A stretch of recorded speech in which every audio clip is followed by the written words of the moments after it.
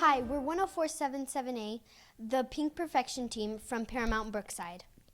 And for our STEM project this year, we wanted to know if an underwater robot could help scientists collect data about climate change in our oceans.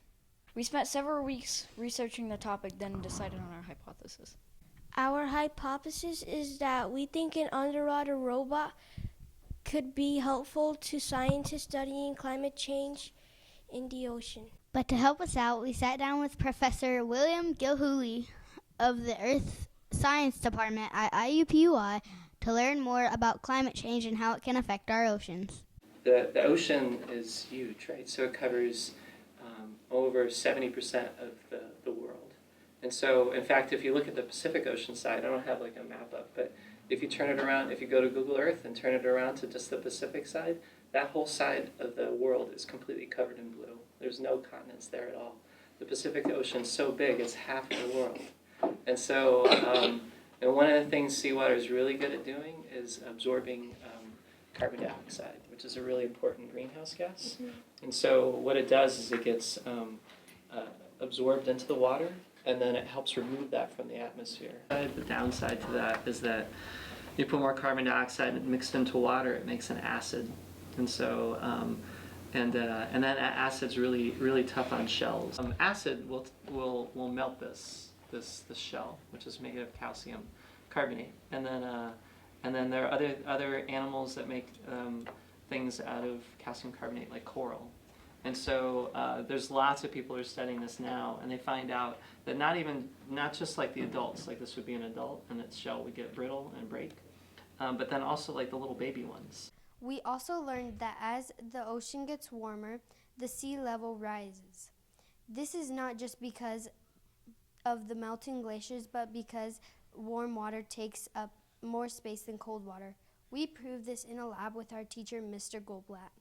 We measured out 100 grams of cold water and 100 grams of hot water.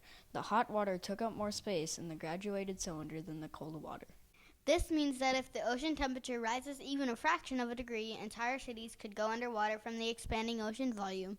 Knowing that the surface water is only, scratching the surface, we asked the professor about how the water deep in the ocean is affected by climate change. There's thoughts that some of those ocean currents on the seafloor will have a hard time mixing and moving back up to the surface, which will not be very good, because that stuff helps keep the surface ocean cool, but then also it's full of nutrients. So it's all the stuff that fish and everybody else needs on the surface to eat. That's where we got the idea for our robot, a deep diving robot that can help measure the changes in deep water currents. Even though we don't have the technology here at our school to build that robot, we came up with a prototype that could be the basis of a future production robot. A real robot that works deep underwater would need to be able to move freely and still communicate with the surface. After looking at robots that are currently deployed in the deep ocean, we designed something similar, but with some added features that would help it stay underwater for long periods of time. If our robot makes it into production, we are confident that it could be used by scientists like Dr. Gilhooly to study deep water currents.